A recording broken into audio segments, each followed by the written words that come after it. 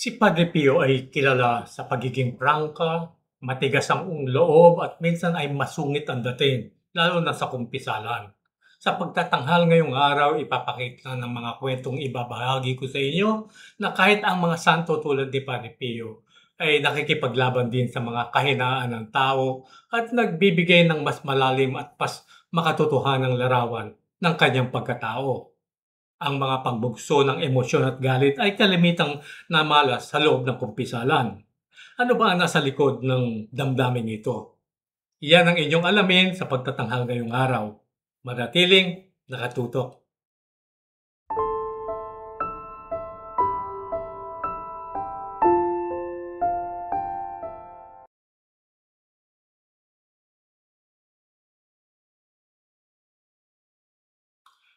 Gumugol ng maraming oras si Padre Pio sa pakikinig ng kumpisal, ngunit kilala siya sa pagiging mahigpit sa mga nagkukumpisal na pakiramdam niya ay hindi tunay na nagsisisi o yaong lumalapit lamang dahil sa kuryosidad. Minsan ay sisigawan niya ang penitente o ang nangungumpisal at sasabihin niya, "Gusto na, tama na. Lumabas ka at bumalik ka kapag handa ka ng gumawa ng mabuting kumpisal." Ipinaliwanag niya minsan ang kanyang istriktong pamamaraan sa pagsasabing, "Hindi ako nagbibigay ng candy sa mga makasalanan na ang kailangan ay ang pangpurga." Hindi rin niya ibinigay ang absolusyon sa mga nakikita niyang hindi pa handa, kabilang ang isang babae sa tingin niya ay matagal nang gumawa ng sakrileyo o kalapastanganan.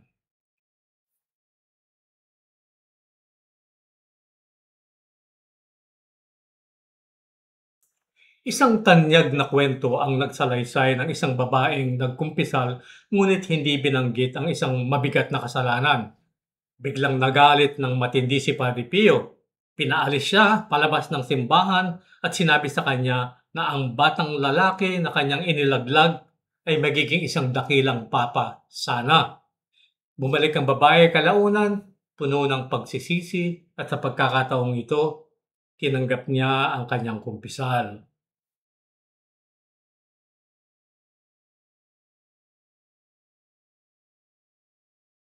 Sa isa pang pangyayari, may lalaking nagdala ng anak niyang may sakit kay Padre Pio at umaasang gagaling ito. Ngunit hindi naman siya naniniwala sa Diyos. Sa kumpisalan, itinaboy siya ni Padre Pio habang sumisigaw, "Ano ang ginagawa mo sa harap ng hukuman ng Diyos kung hindi ka naman naniniwala? Umalis ka, lumayo ka, isa kang komunista." Kalaunan, nahikayat ang lalaki na bumalik, itinakwil ang dati niyang paniniwala, nagkumpisal, at gumaling ang kanyang anak.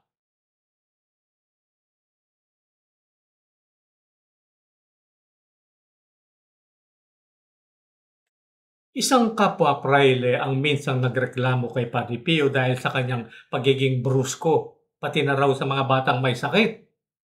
Ipinaliwanag ni Padre Pio na ganoon ang kanyang asal upang huwag siyang pangunahan ng sobrang awa. Dahil ang makakita ng pagdurusa ay nagpapaiyak sa kanya at maaaring makahadlang sa kanyang misyon.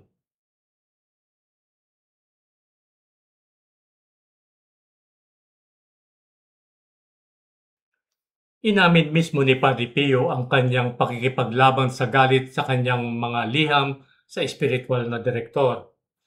Noong Hunyo 1920, sumulat siya kay Padre Benedetto, ang kanyang espiritual na direktor.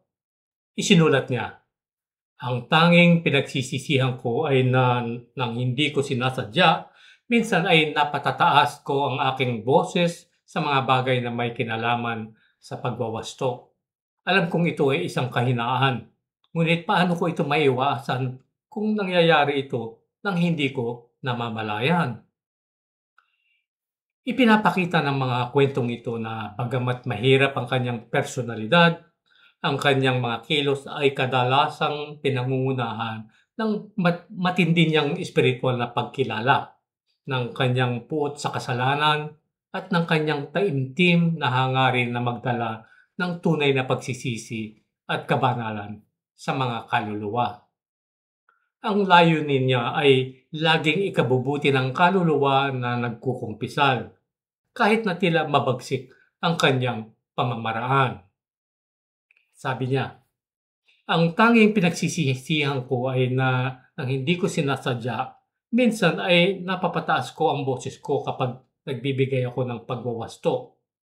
Alam kong ito ay isang kahiyahiyang kahinaan, ngunit paano ko ito mapipigilan kung nangyari ito nang hindi ko namamalayan? Kahit ako ay nananalangin at dumadaing at nagrereklamo sa ating Panginoon tungkol dito, hindi pa niya ako lubos na dinirinig. At sa kabila ng lahat ng aking pagbabantay, minsan ay nagagawa ko ang mga bagay na talagang kinamumuhian ko at gusto kong iwasan. Isa sa mga dahilan kung bakit nagagalit si Padre Pio sa kumpisalan ay ang paghaharap ng mga penitenteng hindi tunay na nagsisisi sa kanilang mga kasalanan. Sa isa pang pagkakataon, ibinintang ni Padre Pio ang kanyang mga pagbugso ng temperamento, no, sa kumpisalan sa sobrang pagtatrabaho at sa pagkakakita ng napakaraming matigas ang puso at hindi nagsisising mga makasalanan. Sa ilang sandali, iniisip niya na ang kanyang galit ay maaaring sumasalamin sa galit ng Diyos. Madalas din niyang tanggihan ang pagbibigay ng absolusyon o pagpapatawad sa marami sa mga penitenteng ito at sasabihin nilang bumalik kapag handa na sila. Karamihan sa kanila ay bumabalik, nauunawaan ang bigat ng kanilang mga kasalanan at nagpapahayag ng tunay na pagsisisi. Ang bawat santo ay may kani-kaniyang laban at kahinaan at para kay Padre Pio, isa sa mga ito ang kanyang pagbugso ng galit sa kumpisalan. Dapat nating unawain na sa kabila ng lahat, tao lamang din siya, katulad natin na may kahinaan. Ngunit kinikilala niya ito at pinagsisisihan ng taimtim.